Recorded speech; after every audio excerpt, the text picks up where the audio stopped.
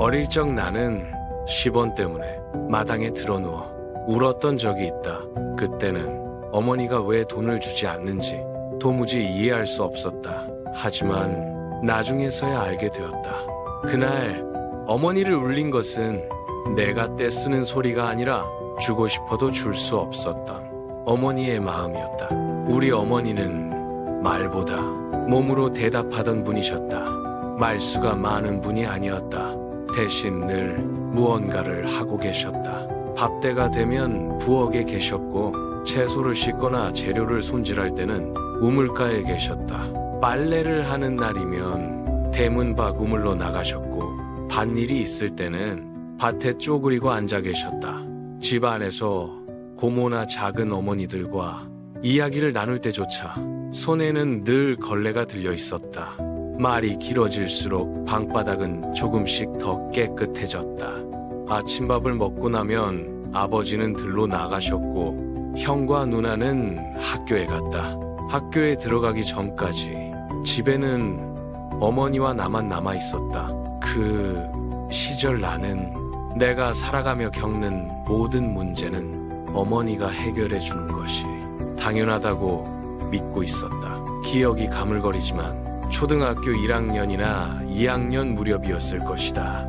나는 늘 딴 생각을 하며 사는 아이였고 학교에서 돌아오면 골목대장으로서의 의무를 다해야 했기 때문에 다른 일은 전부 잊어버리고 노는 데만 몰두했다. 숙제는 늘 아침밥 먹기 전에 눈 깜짝할 사이에 해치우곤 했다. 머리는 있었으니까. 그날 아침 밥을 먹고 학교에 가려고 대문을 나서던 순간이었다. 갑자기 생각이 났다. 오늘 미술 시간에 도화지가 필요하다는 사실이 떠올랐다. 대문을 나서며 경사진 마당을 뛰어내려가다가 급하게 멈춰섰다. 고무신이 땅에 미끄러지며 발바닥이 뜨거워질 정도였다. 나는 다시 대문을 밀고 들어가 부엌으로 뛰어들어갔다. 어머니는 설거지를 마치고 부뚜막 위 가마솥을 행주로 닦고 계셨다. 나는 숨도 고르지 못한 채 큰 소리로 외쳤다. 돈 10원. 어머니는 고개도 들지 않고 담담하게 말씀하셨다. 오늘은 그냥 가라. 예상 밖의 대답이었다. 어머니는 늘 무엇이든 해결해 주셨기 때문이다. 나는 당황한 채 다시 말했다. 뭐라고요? 그냥 가라고요? 오늘 그림 그려야 되는데 도화지 한 장 사야 되는데요. 내 목소리는 점점 커졌고 어느새 때를 쓰는 수준이 되어 있었다. 그동안 어머니는 첫 번째 솥을 닦고 두 번째 솥으로 옮겨가고 세 번째 솥과 부뚜막을 닦으며 조금씩 옆으로 움직이고 계셨다. 나는 그 뒤를 따라다니며 계속 조르기 시작했다. 말로는 안 되겠다는 생각이 들자 어머니 치마를 붙잡고 행주지를 못하게 흔들기 시작했다. 어머니는 말씀하셨다. 오늘은 아무리 그래도 줄 돈이 없다. 목소리는 단호했다. 하지만 여전히 나를 쳐다보지 않은 채 솥을 닦고 계셨다. 나는 더 큰 소리로 외쳤다. 오늘 그림 잘 그리면 내가 세기의 화가가 될 수도 있잖아요.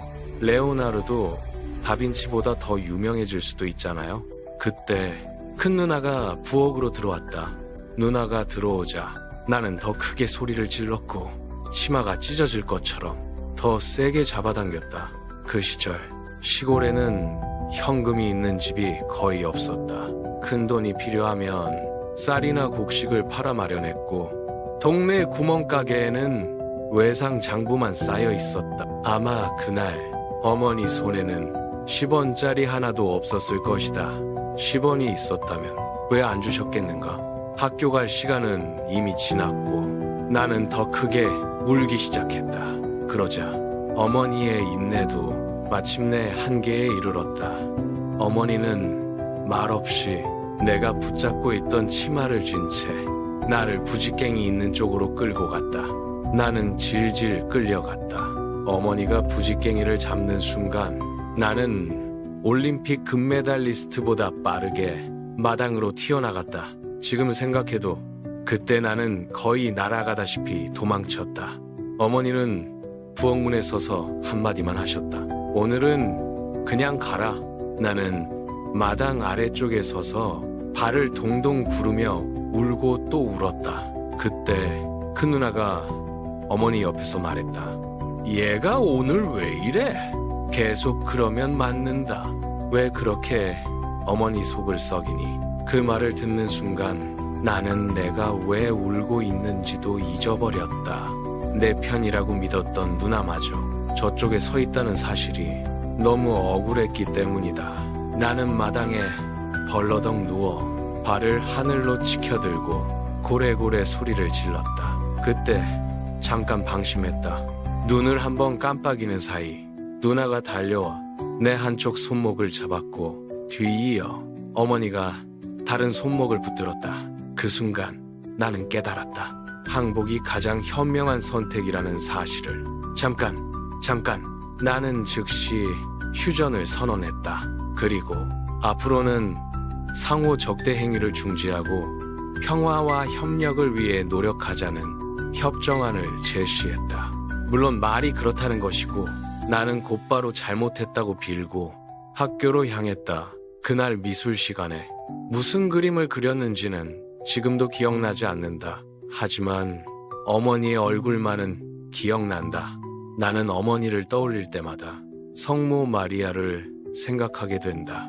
사람은 자기만 생각하면 약해지지만 자기보다 다른 사람을 먼저 생각할 때 강해질 수 있다.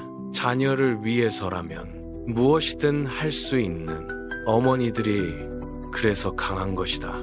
그날 어머니는 나를 때리지는 않으셨다. 하지만 부지깽이를 든 채 눈물을 흘리고 계셨다. 아마도 못해준 것에 대한 마음이 더 아프셨기 때문일 것이다. 여자보다 어머니가 더 강한 이유는 바로 그것 때문이라고 생각한다. 행복에 대한 연구들은 말한다. 행복해지고 싶다면 다른 사람을 행복하게 만들라고 말한다.